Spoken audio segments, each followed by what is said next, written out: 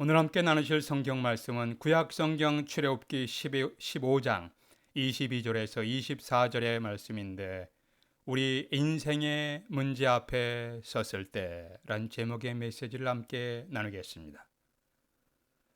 우리가 기대한 대로 모든 일이 순조롭게 잘 진행되면 우리 인생은 매우 행복해야 합니다. 모든 것이 하나님의 은혜입니다. 모든 것이 하나님의 축복입니다라고 느낄 때가 있습니다. 이때 우리는 노래를 부릅니다. 춤을 춥니다. 저 옛날 이스라엘 백성들이 그러했습니다. 출애굽기 15장에서 이스라엘 백성들이 홍해 바다를 건너고 나서 하나님이 그들을 구원하신 은혜에 감사하며 찬양하는 모습이 나옵니다. 기적을 행하신 하나님, 놀라운 능력으로 그의 백성들을 구원하신 하나님을 찬양했습니다. 이스라엘 백성들은 홍해 해변가에서 신바람나게 춤을 추며 노래했습니다. 그런데 우리의 삶에서 경험하는 이러한 행복감이 오래 지속되지 않는다는 것이 우리 삶의 현실입니다. 한때는 인생은 행복하다고 느꼈는데 다음 날의 각종 사건과 사고로 인하여 우리 인생이 폭풍 속에 휘말리게 되기도 합니다. 한때 우리 인생의 하늘이 맑고 푸르렀다가도 그 다음 순간에 갑자기 캄캄하고 어두움으로 변화될 수도 있습니다. 이때 우리는 어떻게 해야 합니까? 오늘 성경 말씀 15장 22절은 이런 말씀으로 시작되고 있습니다. 모세가 홍해에서 이스라엘 백성들을 인도하며 이스라엘 백성들이 사흘길을 걸었습니다. 그러나 물을 얻지 못하고, 사흘길을 걸었으나 물을 얻지 못하고, 이게 문제가 발생했습니다. 죽음의 바다인 홍해를 건넌 후에 감격의 찬양을 드렸습니다. 감사의 예배를 드린 지 사흘이 지났습니다. 사흘길을 행하였으나 마실 물을 얻지 못했습니다. 당장 마실 수 있는 물이 없다는 것은 쓰디쓴 고통입니다. 이것은 이들이 마라에 도착했습니다. 마라에 와서 물을 마시니까 이번엔 물이 있는데 물이 너무 써서 마실 수가 없었습니다. 이것이 이스라엘 백성들이 경험한 마라의 사건입니다. 지금도 성지순례를 가면 홍해 바다에서 거리 멀지 않은 곳에 위치해 있는 우물들이 몇 개 있는데 종려나무가 있는 곳이 있습니다. 사람들은 지금도 그것을 모세의 우물 혹은 마라의 우물이라고 부릅니다. 마라라는 단어를 성경의 다른 곳에서 아마도 보셨던 기억이 있으실 겁니다. 어떤 여인이 이렇게 말을 했습니다. 나를 차라리 마라라고 불러다오. 이는 하나님이 나를 심히 괴롭게 하셨습니다. 이 여인의 이름이 누구인가요? 나오미입니다. 룻기 1장 20절에 이런 고백을 했죠. 나오미란 즐거움, 기쁨이란 뜻을 갖고 있습니다. 그런데 나오미는 내 이름은 나오미 기쁨이지만 지금 나의 삶은 고통 속에 있어이다. 차라리 나를 마라, 쓰다라고 불러다오 라고 말하고 있는 모습입니다. 이스라엘 백성들이 지금 인생의 고통을 경험하고 있습니다. 사흘 전까지만 해도 하나님의 능력을 경험하고 할렐루야 찬양하며 인생은 축복이다, 인생은 블레싱이다, 축복이야 하던 사람들이 쓴 물을 먹고 나서 인생은 고난이다 라고 말하고 있는 모습입니다. 예상치 못한 고난을 당할 때 인생은 고난이야, 도대체 이것이 인생이란 말인가 회의를 품기도 합니다. 이것이 이스라엘 백성들의 이야기인가요? 아닙니다. 이것은 바로 여러분과 우리들의 이야기입니다. 우리도 살아가면서 때로는 인생의 쓴물을 마시며 고통스러운 경험을 할 때가 얼마나 많이 있었습니까? 앞으로도 있을 것입니다. 구약 성경 출애굽기의 이야기는 오늘날 예수 그리스도를 주님으로 고백하는 그리스도인의 삶의 모습을 미리 보여주고 있습니다. 신약 성경은 구약 시대의 이스라엘 백성들에게 일어난 일은 본보기가 되고, 본보기 거울이 되고, 또한 말세를 만난 우리를 깨우치기 위해서 기록되었다고 고린도전서 10장 11절에 말씀하십니다. 이스라엘 백성들이 경험한 사건들에는 예수 그리스도를 주님으로 고백하는 그리스도인들이 경험할 사건들에 대한 예고편과도 같습니다. 이스라엘 백성들이 광야에서의 삶은 오늘날 그리스도인들이 광야와 같은 인생길에서 경험할 사건들입니다. 광야의 환경은 매우 고통스럽습니다. 이스라엘 백성들은 광야에서 고통스러운 문제를 만났을 때 어떻게 했는가를 통해서 오늘날 내 인생 여정에 어려운 문제가 발생했을 때 나는 어떻게 해야 하는가, 이것이 바로 오늘 메시지의 초점입니다. 첫 번째, 하나님 앞에 문제를 가지고 나오십시오. 22절에 보니까 모세가 홍해에서 이스라엘을 인도하며 그들이 나와 수루 광야로 들어가게 하며 거기서 사흘길을 걸었으나 3일길을 걸었으나 물을 얻지 못하고 마실 물을 얻지 못했습니다. 이 문제가 발생하는 것입니다. 광야에서 생존의 필수품인 물이 부족하다는 것은 매우 심각한 문제입니다. 광야에서 탈수 증세로 인하여 사망할 수 있는 상황으로 인해 이스라엘 백성들은 매우 당황해 했을 겁니다. 23절에서 마라에 이르렀더니 그곳 물이 있어서 마시지 못하겠으므로 그 이름을 마라라 하였더라. 힘들게 걷다가 우물을 발견하고 물을 마셨더니 물이 있어서 마시지 못할 지경이었습니다. 계속되는 고통스러운 문제로 인하여 이스라엘 백성들은 어떻게 했습니까? 24절에 보니까 백성이 모세를 원망하여 이르되 우리가 무엇을 마실까 하매, 광야에서 물이 부족한 심각한 상황과 상황 속에서 우물을 발견했지만 물이 있어서 마시지 못하는 고통스러운 상황을 어떻게 해야 될까요? 먼저 하나님께 가지고 나와서 하나님께 기도했다면, 하나님께 가지고 나와서 하나님께 먼저 기도를 드렸다면 얼마나 좋았을까요?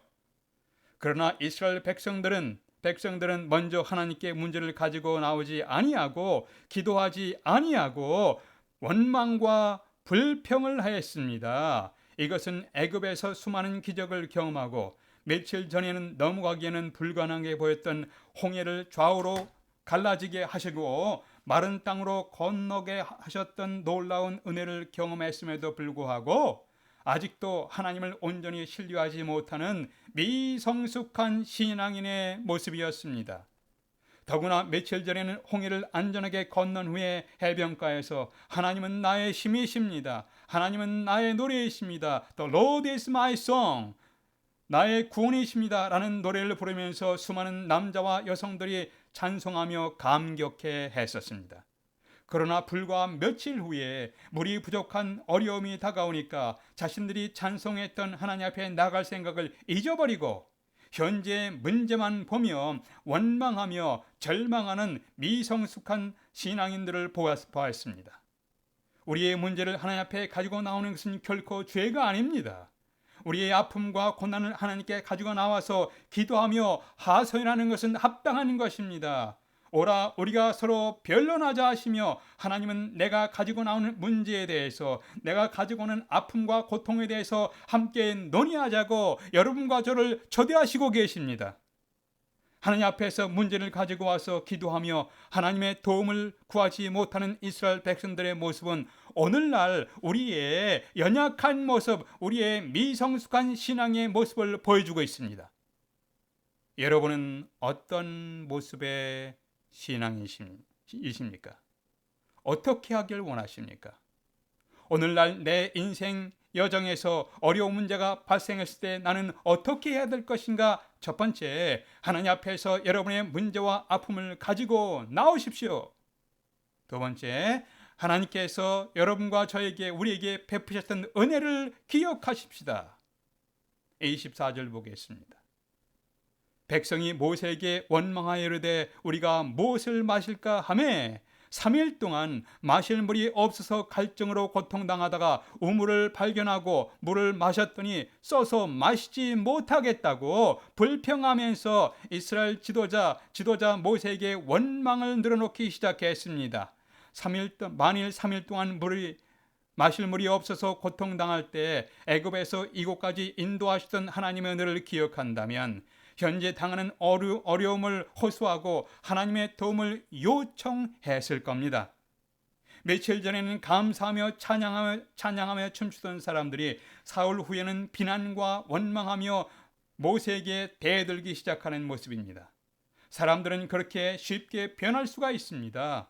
은혜 충만하고 성령 충만할 때는 감사와 찬양하던 사람들이 당장 고난 앞에 쉽게 무너지며 쉽게 원망하며 쉽게 변할 수 있다는 것이 바로 우리 인간들이에요.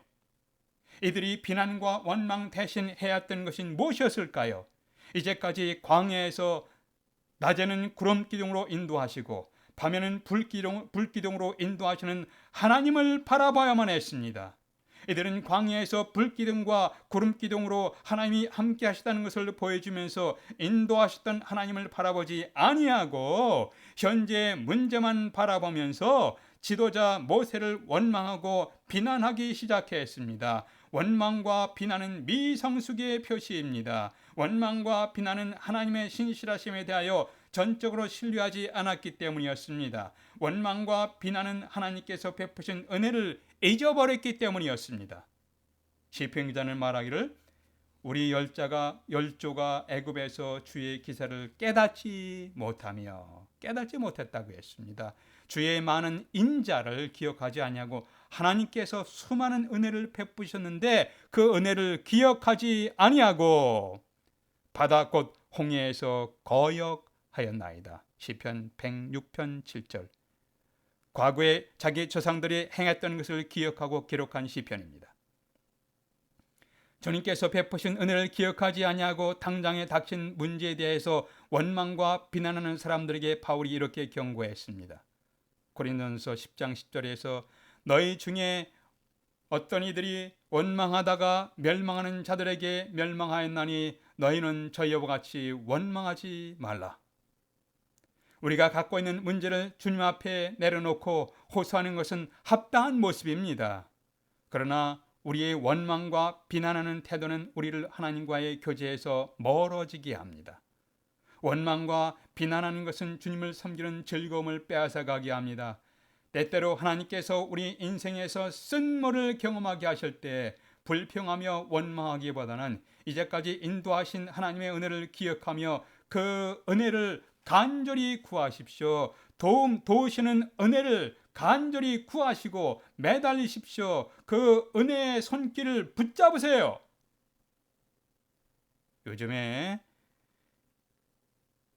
여러 사정으로 경제적으로 코로나 바이러스의 사건으로 여러 사건으로 힘들게 사는 친구들끼리 서로 격려하며 많이 인용하는 문구가 있습니다. 그것은 가장 좋은 것은 아직 오지 않았습니다. The best is yet to come 입니다.